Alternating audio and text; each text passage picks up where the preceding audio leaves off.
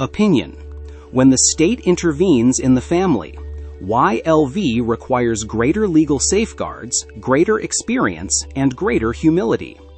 Taking a child into care under LVU, the Care of Young Persons Act, is one of the most far-reaching decisions a democratic state can make against a family. It is not an administrative measure.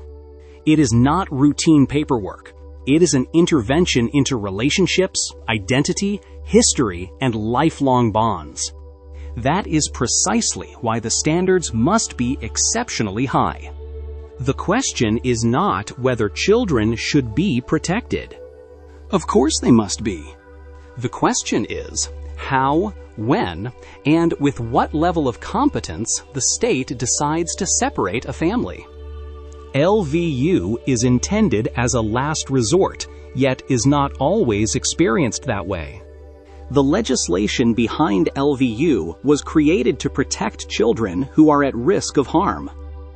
It is a necessary law in a society where some children require urgent protection.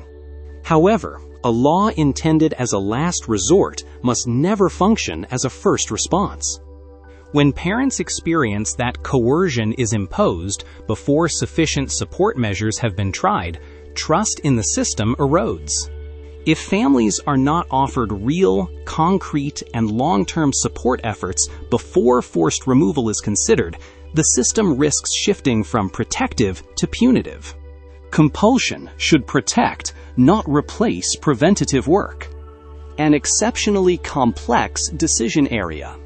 An LVU decision requires weighing the child's immediate protection needs, parents' capacity and potential for change, the importance of attachment, risk versus long-term prognosis, short and long-term consequences, legal principles of proportionality. These are not simple considerations. They are psychologically, legally, and ethically demanding. Social workers hold a bachelor's degree in social work, 3.5 years. It is a valuable academic education, including law, psychology, and social theory. The problem is not that the education is irrelevant. The problem arises when staff turnover is high, workloads are extreme, time for thorough assessments is limited, professional experience cannot accumulate, supervision is insufficient. When these factors converge, quality may deteriorate, not because of bad intentions, but because of structural pressures. This is a systemic issue. The importance of experience in exercising authority. We would not allow a newly graduated surgeon to independently perform highly complex operations in their first week. We would not let a pilot with minimal flight hours command international long-haul flights. Yet within social services, relatively young professionals, often 25 to 28 years old, may independently make decisions that permanently separate families. This is not about age itself. It is about depth of experience. Predicting parental capacity for change requires life experience, professional maturity, ability to interpret complex relational dynamics, understanding of trauma and attachment, stability under pressure. When these decisions are made without structural requirements for advanced experience, consistency, and legal certainty can suffer. The significance of attachment cannot be minimized. Attachment research shows that early relationships are central to security, identity, emotional regulation, mental health. This does not mean all biological homes are safe. This does not mean children should never be placed outside the home. But it does mean that separation must always be treated as a potentially traumatic intervention, even when done for protection. Long separations of 5, 6, or 7 years are not neutral events. They alter bonds, memories, and identity formation. The longer separation lasts, the harder reunification becomes.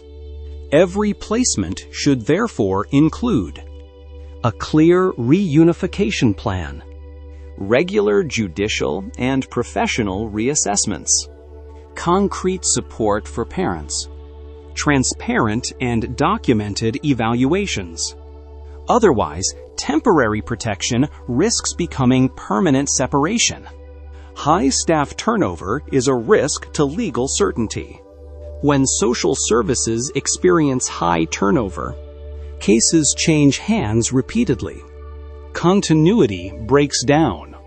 Relational understanding is lost. Assessments risk becoming superficial. Families may feel they must start over every time a new social worker is assigned. Legal protection requires continuity. What could improve the system? A serious reform discussion could include 1. Certification or licensure for social workers exercising compulsory authority. 2. Mandatory supervised practice before independent LVU decision-making. 3. Specialist education in attachment, trauma, and advanced risk assessment. 4. Stronger preventive family support before coercion is considered. 5. Nationally standardized guidelines to reduce regional inconsistencies. 6. Mandatory enhanced review of long-term placements. Protection and humility must coexist. Two truths can exist at the same time. 1. Children must be protected from harm. 2. The state is not infallible. Precisely because the power to separate a child from their parents is so profound, it must be exercised with humility. Questioning how we apply LVU is not undermining child protection. It is strengthening the rule of law.